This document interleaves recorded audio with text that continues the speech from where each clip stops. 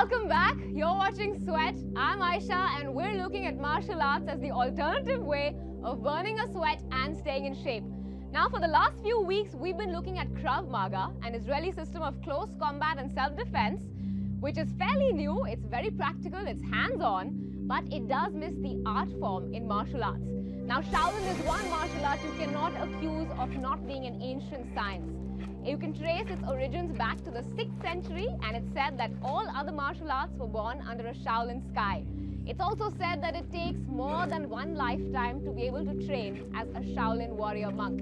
Now, while we were looking around for one such monk who'd be able to take us through the science of Shaolin, we found Kanishka. He's an Indian, he's from Agra, and he stayed in the Shaolin Temple for 6 years. He'll be joining us on the show to take us through the science that makes Shaolin a martial art form.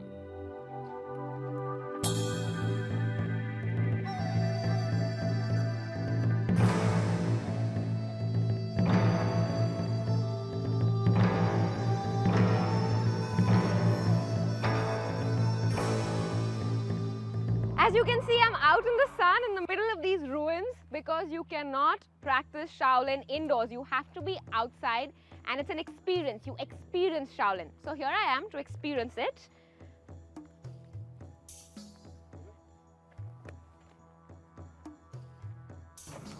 Hi Kanishka, it's a pleasure meeting you. Thank you for joining us.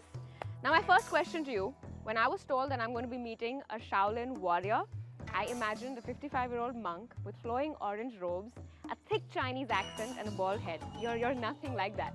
How did you come about being a Shaolin warrior? I had a bald head in the temple, but Okay. yeah, it started in 1986. My father gifted me this movie, 36 Chambers of Shaolin.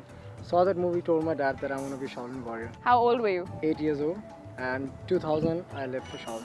In between, I did my MBA from Holland. It was dad told me that if you get a gold medal in MBA, I'll finance all your trips. So I accepted that challenge because I used to be a sporty guy and stuff. So I went to Maastricht University, I got a gold medal there, came back, I joined Reliance as a dealership in charge for the North Indian marketing, and then left and then went to pursue my dream. Fantastic. So now that you have me here in the middle of nowhere, what is it that we're going to do? I'm going to show you the basics of Shaolin. They are called Jib and Gong. Jib and Gong. The 18, Jibun means basic, Gong means set of exercise.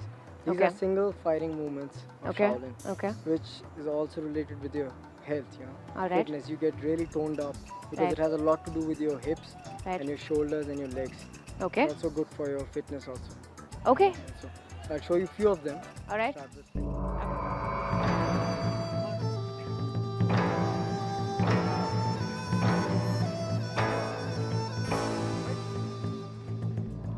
Kanish, the first thing that strikes me about what you just did was there was no straight punch, I mean, you guys were doing something like this. Hip movement. See, energy in our body flows in circular motion. Okay. So all the martial arts of Shaolin is based on 3 principles: triangle, square and circle. Square tells you where the guy is standing. All right. Triangle tells you how to enter. Circle tells you use the energy and defeat. So that's what I'm going to show you the meaning of this very slowly. You can understand one, and then you see here I come in. Now if I move my body, Right. take him all out. Right. So you're practicing the movement, and then you execute it in combat as and when the opportunity arises? Absolutely. It's not necessarily just for one movement. It can be also be used against push. He comes to push me, and I can see it's already cut. Right.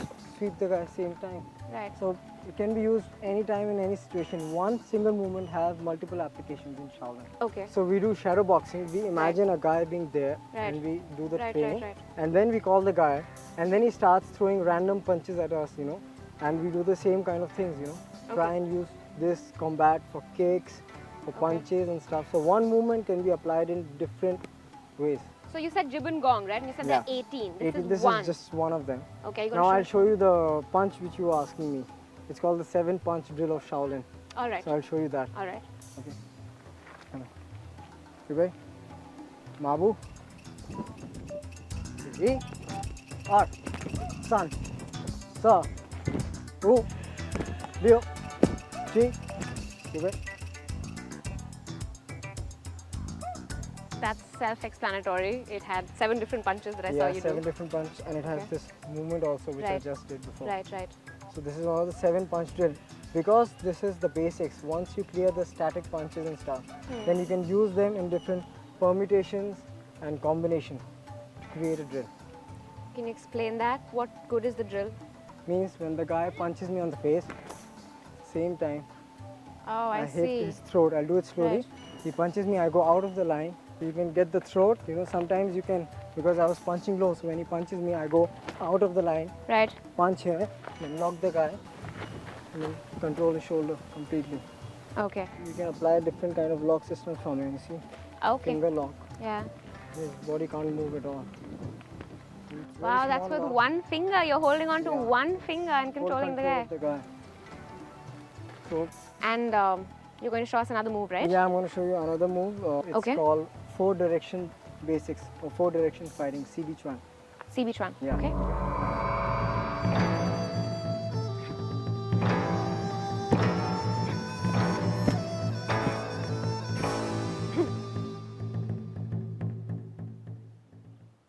How does that translate into combat? So the moment the guy punches me, see, it's out. Hmm. Then you punch on the face, here. I can, break his shin same time. Right. I turn immediately and the other guy's punching. It's out, straight on his face. Right. And I can lead him into another kind of lock, you see. He's absolutely disbalanced. Right. Then I come this side. So imagine like he's this side. Then he kicks me on the face. So I can lead his kick, put him down, and actually break his knee and hit on his stomach or solar Right. plexus to control the guy. So it's like 4-direction, different ways of fighting. And it's not necessary because I'm just doing this one movement. Right. It can be used for multiple things. Right. Incidentally, you're very, very in control. Even when you're throwing him to the ground, Yeah. as in I can see you switch into, controlling his fall even. Like you put him down really Yeah. gently. Yeah. And that comes from years of practice? Yeah, or? it comes with, there's one drill in Shaolin which we do, it's called energy drills, sensitivity drills. Right. Maybe later on sometimes I'll teach you what is sensitivity. We don't see from the look, we see from the touch. Okay, are all the men out there hearing this? Can you say that again slowly, We please? see from the touch, we don't see from the look. Right. Because if you're standing so close to me, right now you can kick me on my knee, you can slap me, you can headbutt me, you can spit on me. I just can't see so many things. Right. But I can feel, I can react to the push or the touch. That means right now if you suddenly push me back, so I take you with me. Yeah. See, that's what I'm talking about.